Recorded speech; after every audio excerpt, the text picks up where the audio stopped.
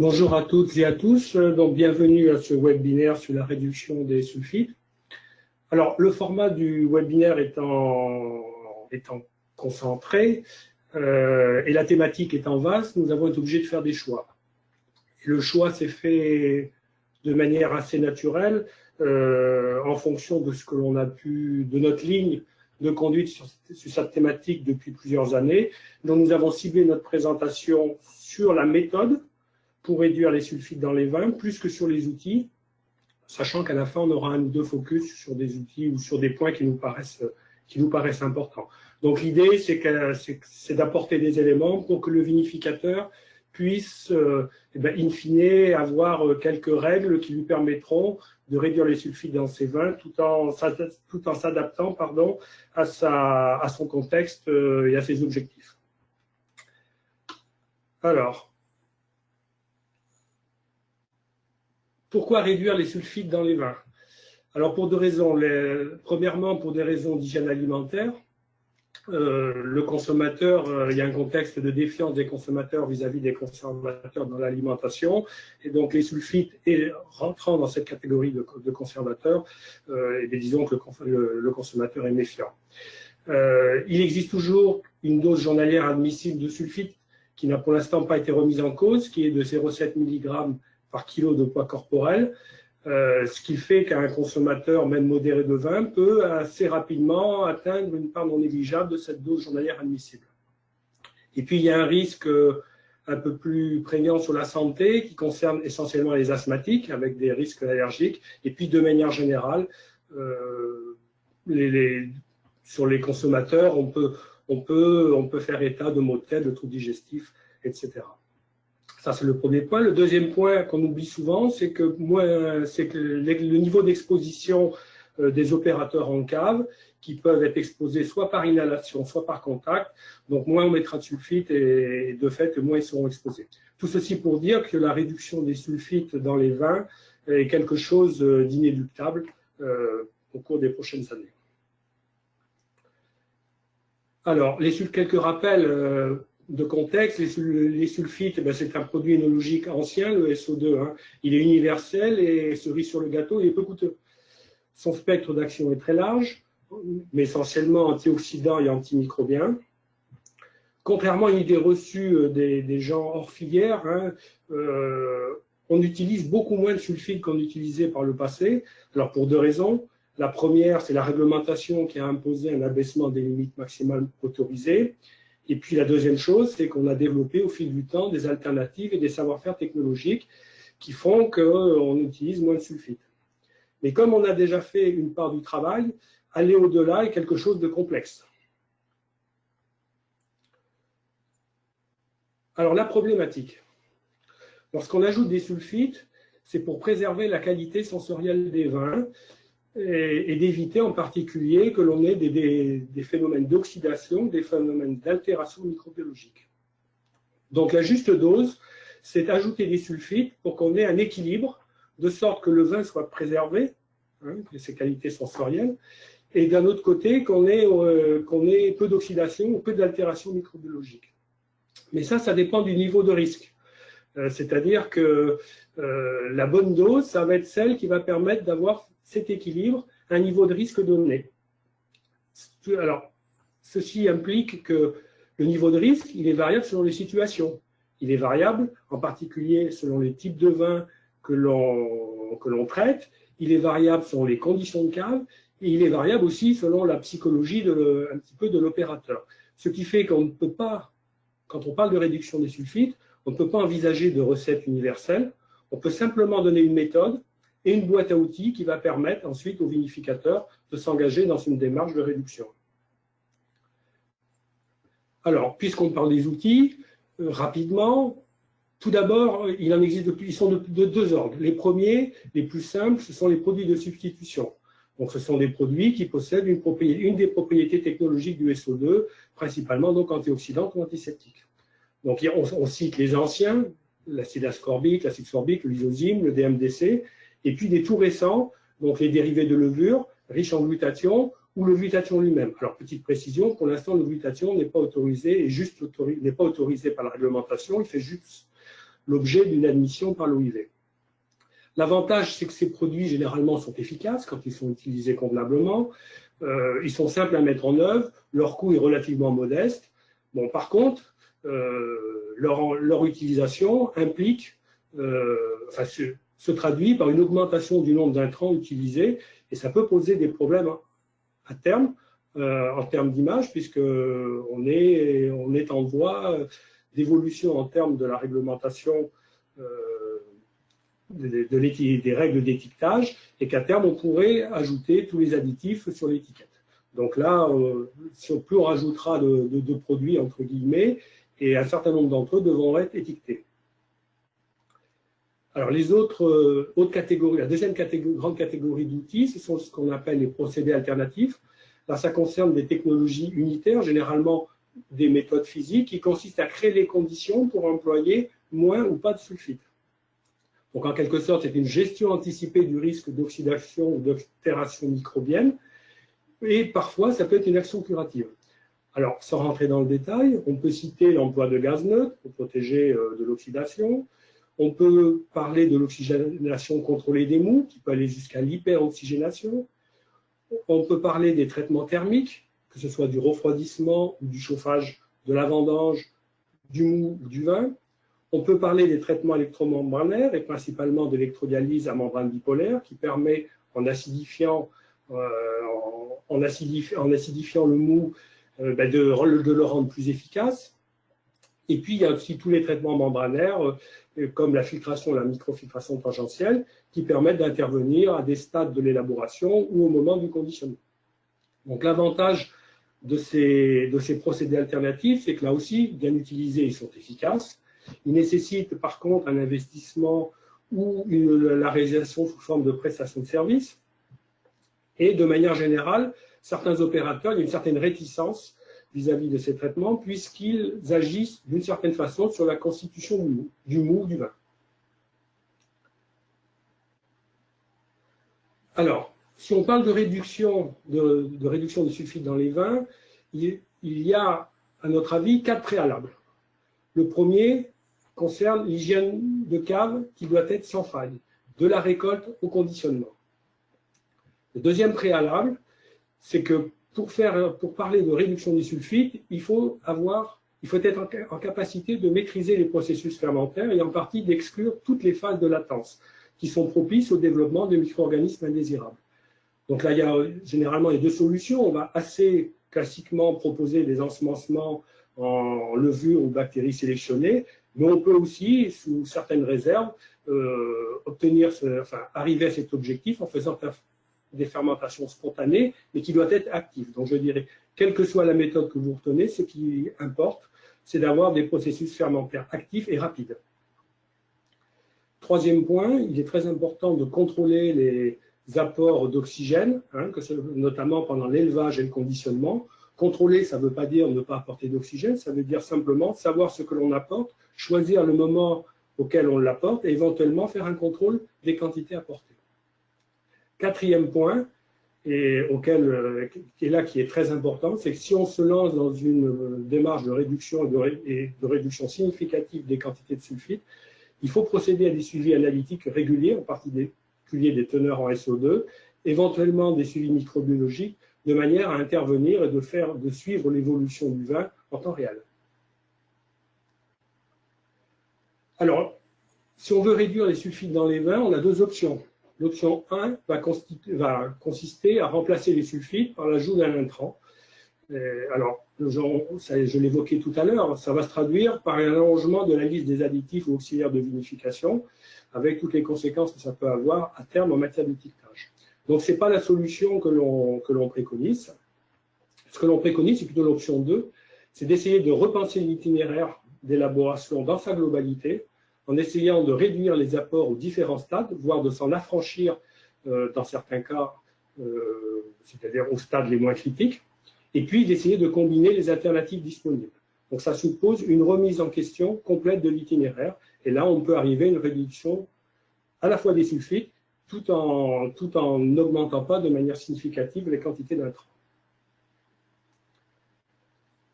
Alors la méthode. Je dirais que toute l'énologie que l'on connaît que l'on connaît a été développé parce qu'on avait des sulfites. À partir du moment où on remet en cause les quantités de sulfites que l'on s'autorise à mettre dans le vin, eh bien, il faut apprendre différemment. Il faut, je dirais, remplacer les sulfites un petit peu par le savoir-faire et la conceptualisation d'itinéraires différents. Alors, la deuxième chose, c'est que quand on réduit les sulfites, on l'a vu tout à l'heure, il y a la question du risque. Donc, il faut évaluer les risques et le seuil d'acceptation de ce risque. Ce seuil d'acceptation, il peut être variable sur les types de produits que l'on élabore. Il est aussi variable selon les contraintes qu'on s'impose en termes de production à la cave et en termes de commercialisation. Et pour cela, donc, on repense l'itinéraire avec 3 étapes. La première, il convient d'identifier les apports de SO2 que l'on réalise classiquement dans son itinéraire. On lit si on évalue les alternatives disponibles et on essaie de hiérarchiser les stades pour les stades les plus critiques, de sorte que l'on réserve les apports de SO2 à ces stades critiques. Alors, si on rentre un petit peu dans les détails, tout d'abord, identifier les apports de sulfite. Donc là, vous avez on a décomposé l'itinéraire d'élaboration en quatre grandes étapes, stade préfermentaire, fermentaire, post-fermentaire et conditionnement. Donc au stade préfermentaire, on rajoute de SO2 pour 2 raisons. Pour lutter contre le brunissement enzymatique des mous, donc essentiellement la vendange blanche et rosée, et puis pour contrôler la flore indigène et les levures et les bactéries présentes naturellement dans le milieu. Au stade fermentaire, je le cite, mais normalement, si on a maîtrisé tous ces problèmes de fermentation, si on maîtrise ces fermentations alcooliques, on n'a pas d'accident fermentaire, donc on n'a pas de raison de rajouter du SO2. Donc là, d'où l'intérêt de maîtriser ce stade d'élaboration. Le stade post-fermentaire, donc l'élevage et la stabilisation. Donc là, on rajoute du SO2 pour contrôler les populations de micro-organismes et protéger le vin d'oxydation. Et puis au moment du conditionnement, donc, qui est la dernière étape avant la mise en bouteille, on assure l'objectif des ajouts de SO2, c'est assurer la conservation, donc prévenir l'oxydation et éventuellement des altérations microbiennes. Alors une fois qu'on a fait ça, on essaie de superposer les alternatives disponibles pour chacun des stades. Alors par exemple, au stade préfermentaire, on peut on peut s'organiser différemment pour faire ce chantier de récolte. On peut faire du contrôle thermique de la vendange, on peut utiliser des gaz inertes, de l'acide ascorbique, on peut effectuer de la bioprotection, on n'y reviendra tout à l'heure. Au stade fermentaire, si on a un accident fermentaire, chose qu'il faut absolument éviter, eh bien on a le lysosine qui est disponible, qui permet de contrôler et de prévenir l'action des bactéries. Et puis on peut faire éventuellement du contrôle thermique et éventuellement des filtrations. Au stade post-fermentaire, pour protéger de l'oxydation, on peut utiliser des gaz inertes. On peut abaisser la température. On peut faire de l'élevage sur lit. Pour contrôler la flore microbienne, on peut faire des traitements thermiques. Voilà, on a toute une batterie qui est à la disposition. Pour ce qui est du conditionnement, idem, on peut faire un certain nombre de traitements juste en amont du conditionnement, de sorte qu'on stabilise le vin et qu'on soit en capacité de mettre moins de SO2. Alors ensuite, je l'évoquais tout à l'heure, l'idée c'est de réserver le SO2 aux stades les plus critiques, de façon à faire des choix et faire éventuellement des impasses à certains stades. Donc normalement, au stade fermentaire, si on a bien travaillé, on n'a pas de SO2 à mettre parce qu'on n'a pas d'arrêt de fermentation alcoolique. Donc c'est le stade le plus facile. Ensuite, si on doit faire le deuxième stade pour lequel la réduction des doses de SO2 est le plus facile, c'est le stade préfermentaire. Le troisième stade où on peut faire des réductions de doses, c'est le stade post-fermentaire. Et s'il y a un stade qui est vraiment critique et sur lequel c'est très difficile de réduire le dose, c'est le conditionnement. Parce que par définition, au conditionnement, on ne peut plus intervenir. Donc là, on est obligé de mettre une certaine dose de SO2 de manière à assurer un minimum de stabilité du vin, que ce soit en conditionnement type Bibb ou en bouteille. Alors, maintenant, les risques d'un moindre sulfitage. Alors, si on sulfite moins au stade préfermentaire, pour simplifier, on a séparé vin blanc et vin rouge, sachant que le vin rosé se rapproche généralement du vin blanc. Qu'est-ce qui va se passer si je sulfite peu ou pas du tout mon mou? Eh bien, la couleur du mou, le mou va brunir et il va prendre une couleur brune. Est-ce que c'est gênant? Pas forcément, puisque l'expérience montre que ce n'est pas pour ça que le vin va être très coloré. Et parfois même, si on force ce brunissement, c'est la technique d'hyperoxygénation, on va au contraire avoir un vin dont la couleur va être stabilisée. Si on ne sulfite pas ou peu en stade préfermentaire, on va avoir une perte au niveau de l'arôme des vins et notamment de la famille des thiols variétaux. L'expérience montre que même avec une réduction, simplement une réduction des quantités de sulfite ajoutées, on a assez rapidement une perte de 50% des thiols variétaux et si on ne sulfite pas, on perd pratiquement tous les thiols variétaux. Pour ce qui est des micro-organismes indésirables, je dirais que si on ne sulfite pas au stade préfermentaire, dans bon nombre de cas, ça se passe bien, mais on n'est pas à l'abri d'avoir un développement microbien avec des fleurs indésirables qui peuvent, par exemple, produire de l'acide acétique. Pour les vins rouges, l'oxydation, ce n'est pas le sujet au stade préfermentaire. On a éventuellement un problème de micro-organismes avec des fleurs indésirables, mais là encore, l'expérience montre que c'est circonscrit à certaines situations que l'on maîtrise mal pour l'instant, mais je dirais que c'est l'expérience de chacun en fonction de son domaine qui peut permettre d'apprécier à la juste valeur ce risque. Alors, si on sulfite moins au stade post-fermentaire, c'est-à-dire pendant l'élevage, la couleur du vin, ça va avoir une influence assez limitée sur la couleur du vin, parce que je rappelle qu'on est quand même en condition de cuve parfaitement pleine. Est-ce que ça va jouer sur l'arôme du vin? Peut-être un petit peu, mais pas de manière fondamentale.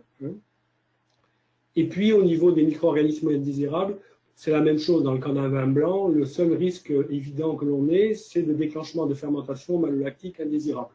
Voilà. Pour ce qui est d'un vin rouge, si on sulfite peu en élevage, eh bien on va avoir, c'est plutôt bénéfique sur la couleur du vin.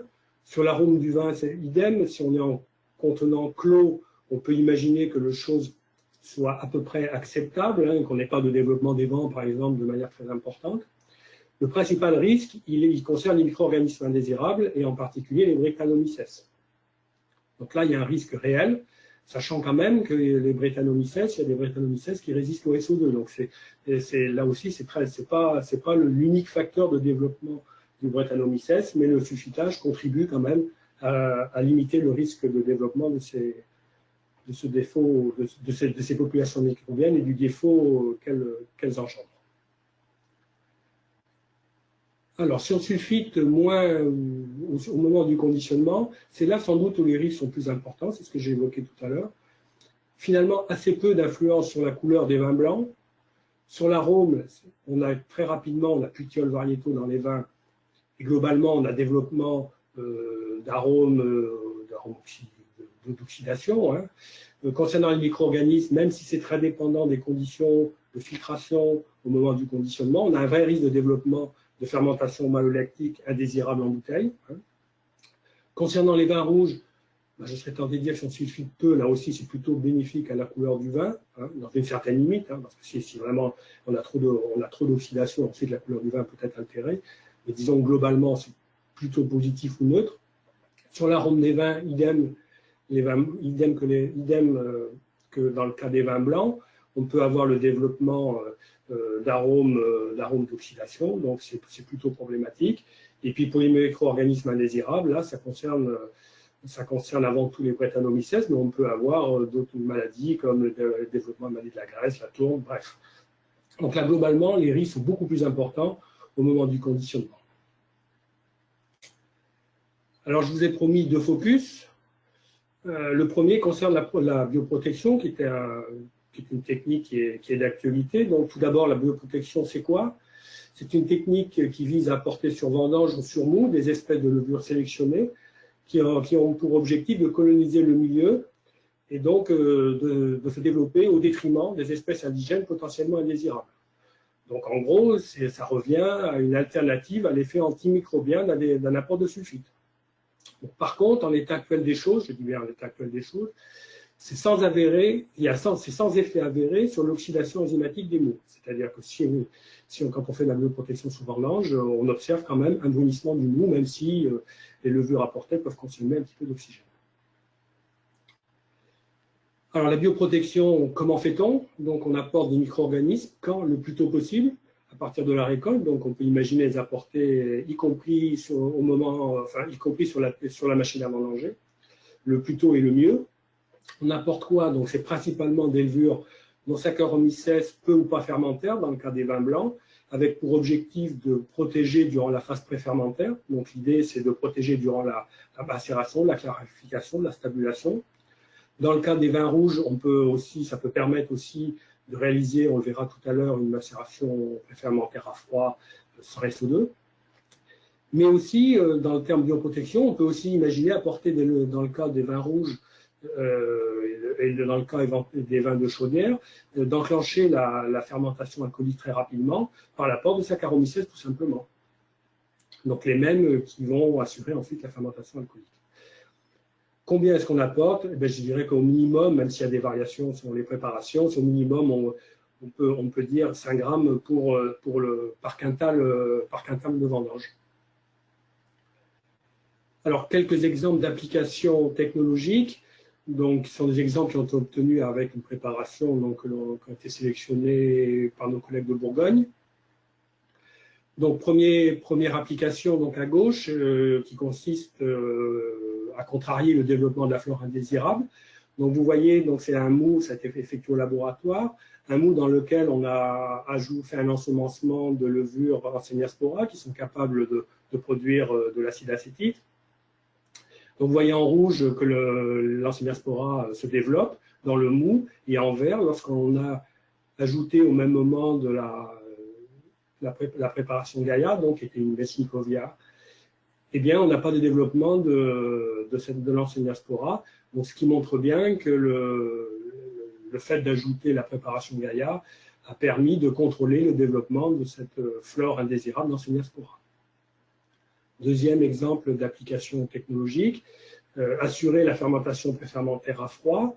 Donc là l'idée, c'était d'essayer de faire une préfermentaire à froid sans sulfite. Donc en rouge, vous avez la cinétique fermentaire, donc la courbe de dégradation des sucres en présence de SO2.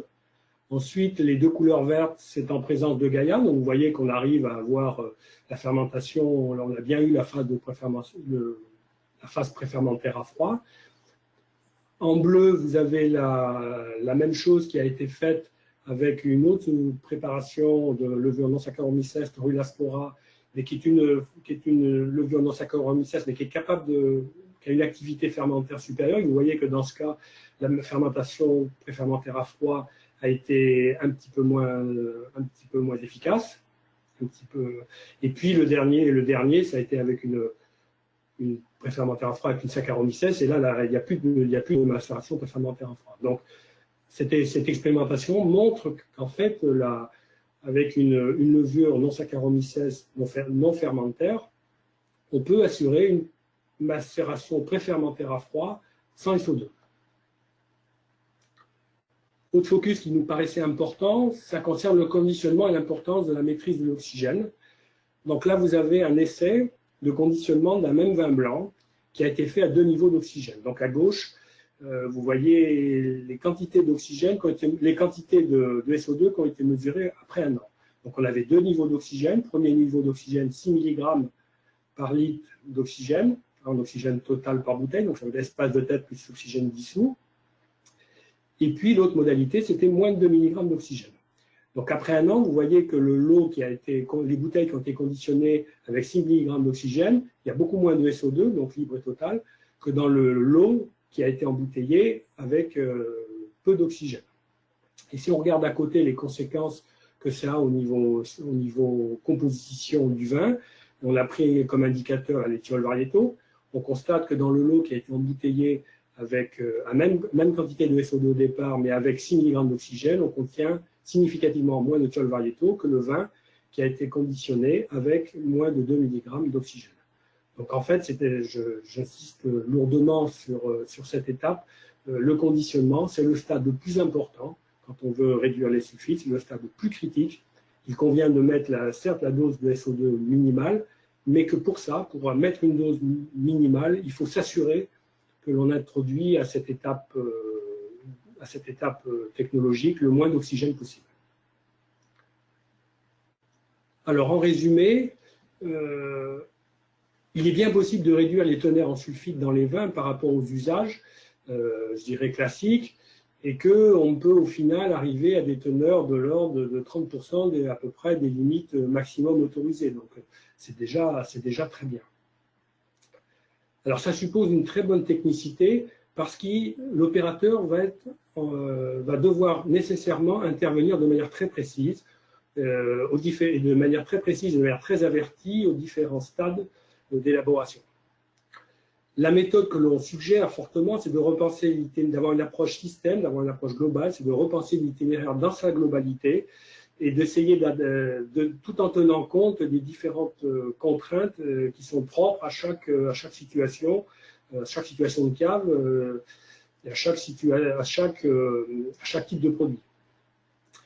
Il faut prendre en considération la notion de risque, et ça c'est quelque chose qui est très difficile à prendre en compte parce que la notion de risque est aussi très variable selon l'opérateur et c'est quelque chose que l'on s'impose. Donc, selon les opérateurs, le risque ne va pas être appréhendé forcément de la même façon. Donc, ça, c'est très difficile et ça, c'est l'élaborateur qui peut définir cette notion de risque acceptable.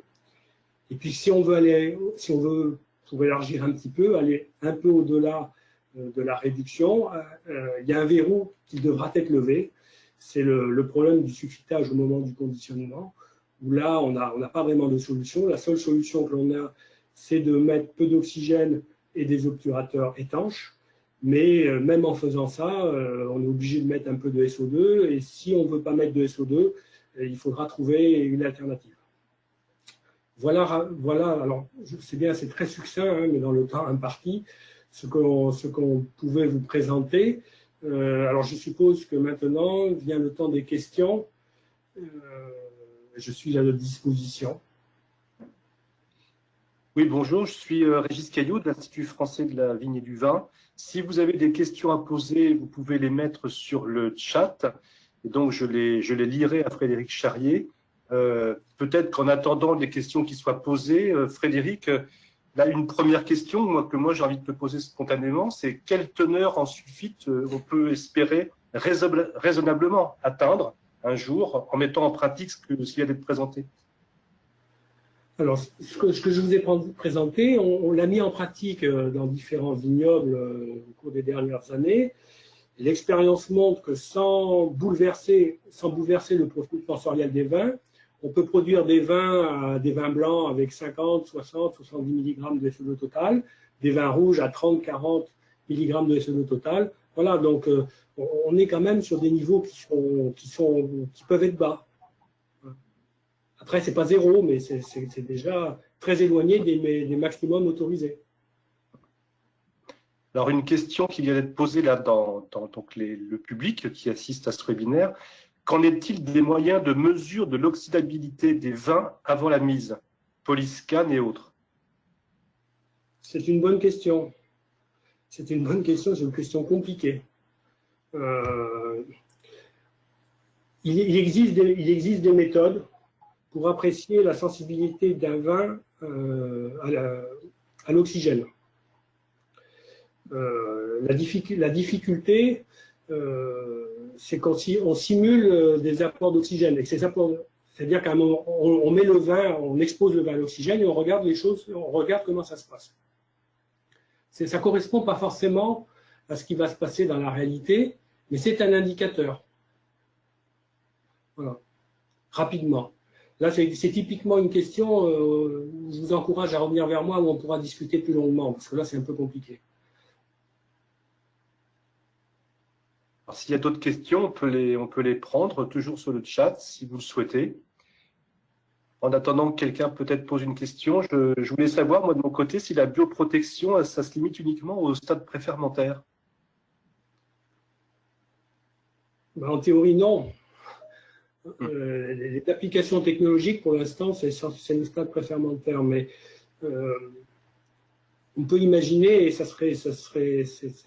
permettrait de lever là aussi un verrou important, d'avoir des concurrents, des populations de micro-organismes sélectionnés qui viendraient concurrencer les micro-organismes indésirables qui sont susceptibles de se développer durant l'élevage. Et bien sûr, tout le monde pense à Brettanomyces. Là, c'est un challenge, c'est un vrai challenge, et ce serait une solution technologique sans doute très, très intéressante. Pour l'instant, on n'est pas là. Je pense qu'il y a des recherches dessus qui sont effectuées. Alors pour le moment, je n'ai pas d'autres questions. J'en profite pour poser une question qui me démange depuis un bon moment. Est-ce que vraiment on arrivera un jour peut-être à faire des vins sans sulfite et qui ne soient pas oxydés après? Alors, il existe, il y a des gens qui font déjà des vins sans sulfite, avec, comme je dis toujours, il y a des très belles réussites et il y a des choses qui sont beaucoup moins réussies. La difficulté, c'est de savoir jusqu'où on est prêt à évoluer en termes de profil sensoriel des vins, et de savoir si on est prêt à présenter des vins qui sont différents du profil sensoriel convenu. En clair, si on est prêt à faire des vins blancs qui présentent, alors nous, les professionnels de la filière vont souvent dire que ce sont des vins oxydés, mais si le consommateur est prêt à accepter ces vins, pourquoi pas? Et d'ailleurs, c'est ce qui se passe concrètement, puisqu'il y a des vins qui sont élaborés sans sulfite et qui sont parfois rejetés par les professionnels de la filière qui jugent ces vins à défaut. Il n'empêche qu'ils ont leur public. Voilà. Donc globalement, c'est ça. Est-ce qu'on est prêt à faire évoluer les vins ou pas, sachant quand même que si, au final, la réduction le fait de mettre zéro sulfite se traduit de manière un peu caricaturale, là, par des vins ou des vins oxydés, des vins blancs oxydés en gros, ou des vins rouges à défaut avec des goûts phénolés ou des goûts de souris, c'est un peu dommage parce que ça va à l'encontre de toute l'originalité, de toute la culture, de toute l'histoire de nos différents vignobles, de nos différents cépages. Voilà. Donc je crois que la réduction des sulfites, c'est quelque chose que l'on doit raisonner, qu'on doit y aller calmement, progressivement. On peut faire des choses, on peut atteindre des quantités de sulfite assez faibles dans les vins. Hein. C'est déjà pas mal. Si on veut franchir une plus haute étape, il y a quand même un certain nombre de verrous à lever si on veut rester à profil sensoriel constant. Voilà. Oui, donc ta réponse, Frédéric, allait dans le sens de celle qui était posée juste pendant que tu répondais. Est-ce que tu penses que les consommateurs sont prêts à l'évolution des profils sensoriels? Bon, je pense que tu as répondu en partie. Une autre question se pose, c'est souvent avant mise, après des vinifs qui sont pauvres en SO2, les vins combinent assez fortement et on perd l'intérêt de l'itinéraire. À combien de SO2 libre pensez-vous que l'on puisse mettre en bouteille? Alors, là, je dis qu'il faut vraiment regarder avec beaucoup de précision. Le problème, c'est que quand on rajoute du SO2, tant qu'on n'a pas combiné tout ce qu'il y avait à combiner, je dirais que le SO2 qu'on rajoute, il a tendance à se combiner. Donc, ça veut dire que si on vinifie avec peu de SO2, il faut aussi se placer en situation de faire peu de substances combinantes. Voilà. Donc, ça veut dire état de la vendange, pas limiter les formations d'éthanal, par exemple, des choses comme ça. Bon. Ensuite se pose la quantité de SO2 à la mise en bouteille. Je ne sais pas si vous vous souvenez tout à l'heure. Donc, pour régler cette question-là, quand même, on met en bouteille un vin qui a fait ses équilibres SO2 libre, SO2 combiné. Parce que sinon, on ne sait pas où on va. Hein. Et ensuite, dans l'expérimentation que je vous ai présentée tout à l'heure, le vin était mis à 27 mg de SO2 libre. Lorsque les analyses ont été faites un an après sur les vins embouteillés à moins de 2 mg d'oxygène, on était encore je crois, à 17 ou 18 mg de SO2 libre. Ça suffit, hein. Ça suffit. On dit généralement qu'il y a du danger à 10 mg. Sachant que cette dose-là, il faut la nuancer pour le côté le côté antimicrobien, puisqu'il faudrait la pondérer en fonction de l'acidité. Vous savez que le SO2 libre, il y a une partie qui est plus ou moins active, et c'est cette partie active qui a un effet sur les micro-organismes. Et de fait, quand on a un vin qui est peu acide, on a besoin de beaucoup plus de SO2 libre pour avoir la même quantité de SO2 active et donc pour avoir la même efficacité sur les micro-organismes. Donc il n'est pas facile de donner une réponse universelle. Hein, voilà. Je dirais qu'un vin blanc qui est conditionné à 25 mg de SO2 libre, ça suffit normalement, même s'il a peu d'acidité. Puis quand ils sont acides, on peut peut-être les conditionner à 20 mg. Mais encore une fois, je crois que plus que des recettes, je crois qu'il faut replacer dans le contexte le risque, la façon dont on filtre, la façon dont on conditionne, le type d'obturateur qu'on choisit. Voilà, c'est tout ça qu'il faut expertiser. Et pas retenir uniquement une valeur de SO2, parce que là, c'est le meilleur moyen pour se tromper et avoir des accidents. Est-ce que la composition chimique du raisin et ou son état à la vigne est déterminant sur son niveau de protection a priori et alors espérer un pilotage? Oui, je pense en avoir parlé un petit peu, mais évoqué, mais là aussi très rapidement. Si on a des raisins qui ne sont pas sains, on ne peut pas réduire les quantités de sulfite. Voilà. C'est tout simple. Donc là aussi, c'est un préalable. Il n'était pas dans mes préalables, mais je pense qu'on pourrait le rajouter, c'est avoir une vendange saine et loyale. Voilà. Alors enfin, peut-être on prend une dernière question, qui est que 30% de la dose limite maximum sur des rosés doux qui sont conservés en vrac plus de 20 mois, cela me paraît très difficile, surtout oui, avec les contingences économiques. D'accord. Là c'est le cas concret. Vin doux, ce que j'ai dit tout à l'heure, les 30%, c'est sur des vins secs. Voilà. C'est pour ça que votre question, c'est l'exemple concret des raccourcis qu'on est amené à faire sur 20 minutes et qu'il ne faudrait pas faire. Dès qu'on a des vins doux, c'est problématique. C'est problématique. Et des vins doux, alors si ce sont des vins doux qui ont beaucoup d'alcool, ça va. Mais si c'est des vins doux, moi je travaille dans une région, le Val-de-Loire, qui produit des vins rosés qui titrent parfois 11,5 d'alcool avec du sucre, c'est très difficile de parler de réduction des sulfites. Donc je crois que là, encore une fois, il faut s'adapter. Et c'est tout l'objet de la méthode qu'on propose, c'est vraiment de regarder dans l'itinéraire en fonction du produit et de l'objectif produit, et de se fixer ses propres règles.